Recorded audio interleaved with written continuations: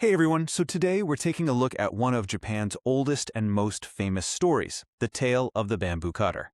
But we're going to do something a little different. We're going to completely strip away all the magic and ask a pretty wild question. What if it was all real? What if every single magical moment was actually just a piece of incredibly advanced science fiction? Now, most of us know these opening lines, right? An old bamboo cutter is going about his day when he finds this tiny, perfect little child inside a glowing stalk of bamboo. He and his wife raise her, and she grows up to be this impossibly beautiful woman named Princess Kaguya. It's a classic, beautiful fairy tale. Okay, but here's where our story takes a hard left turn. Let's just forget magic for a second.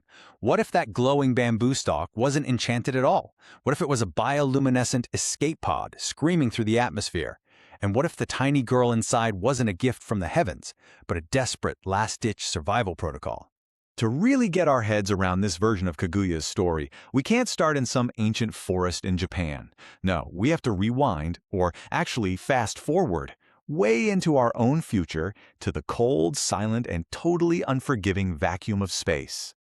You see, in this telling, Kaguya's home wasn't the moon. Not exactly. It was an O'Neill cylinder. Just try to picture it, a massive spinning tube, miles and miles long, creating its own artificial gravity. Inside, a whole self-contained world, rivers, towns, forests, all just hanging there in the blackness between the Earth and the moon. Her home colony had a name, Suki-01. It was home to about 12,000 people, way out in the year 2147.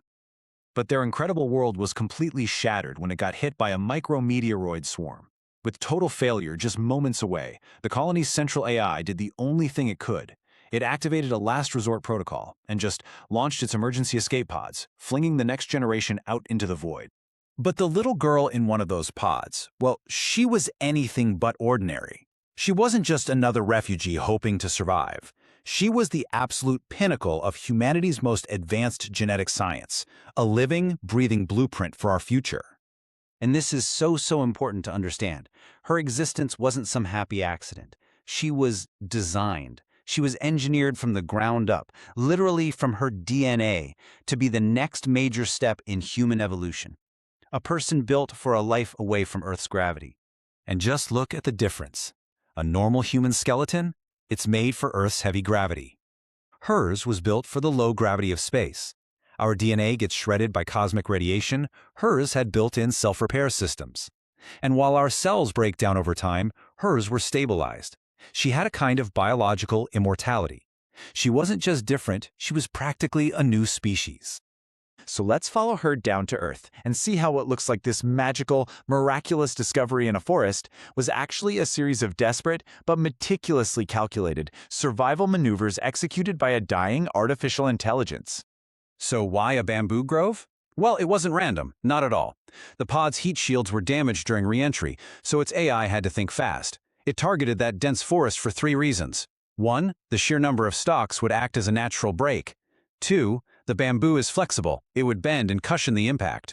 And 3, living bamboo is full of water, which would stop a fire from breaking out after the crash. It was a calculated gamble, the best of a lot of bad options. And this really shows you what a long shot that gamble was. Dozens of pods were fired from Tutsi-01.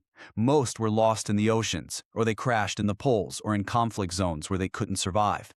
Against all odds, Kaguya's pod was the only one. She was the sole survivor of her entire world.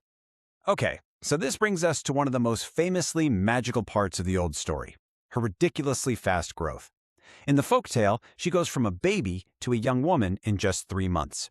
And in our sci-fi version, that too has a very specific purpose. The answer is pure biotech. The pod wasn't just a lifeboat, it was a medical incubator. It had a nanite system that flooded her body with specially designed growth hormones, aging her up at a fantastic rate. And the goal was brutally practical. Get her old enough, fast enough so she could understand her mission and turn on a rescue beacon to call for help. So once she's grown, she's courted by all the most powerful men in Japan, and she gives them 5 impossible tasks to win her hand. But you know where this is going. These weren't just whimsical challenges. They were a planetary-scale science exam. Each one of those mythical quests was actually a cleverly veiled scientific question. The robe of the fire rat? That was a test to see if they had advanced fireproof materials. The jeweled branch from Hore? A test for the kind of materials science you'd need for, say, room temperature fusion. Every single task was designed to measure Earth's level of technology. And of course, they all failed. Every single one.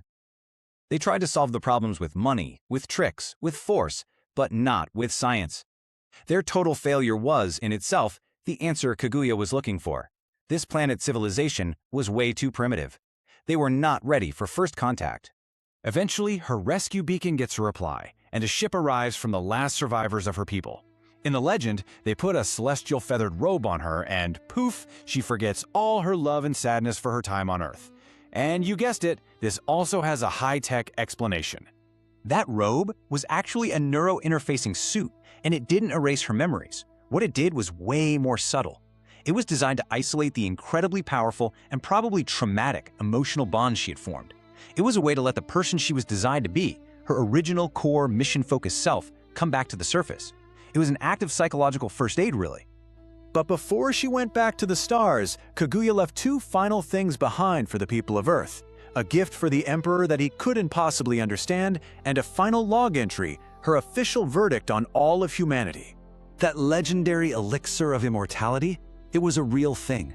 It was a dose of a telomerase control drug, the enzyme that handles cellular aging. It was literally the key to a much longer, healthier life. But the Emperor, the wisest man on Earth, couldn't wrap his head around it. He was scared of it, so he ordered it to be burned on the peak of the mountain closest to heaven.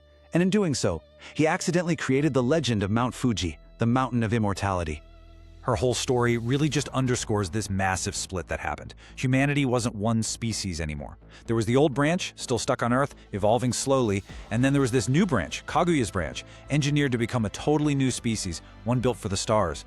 And that was her final report, logged right as her rescue ship was pulling away. Technologically, we were a lost cause. Contact not advised. But in the kindness she saw, in the love the old bamboo cutter and his wife showed her, she saw something else. Ethical potential is high. There was hope for us, just not in our technology. So that's the big, haunting question this whole reimagining leaves us with. As we finally do reach for the stars, is the very definition of what it means to be human going to change? And if we ever meet our descendants out there in the void, will we even recognize them as human? And maybe more importantly, would they still see us as human?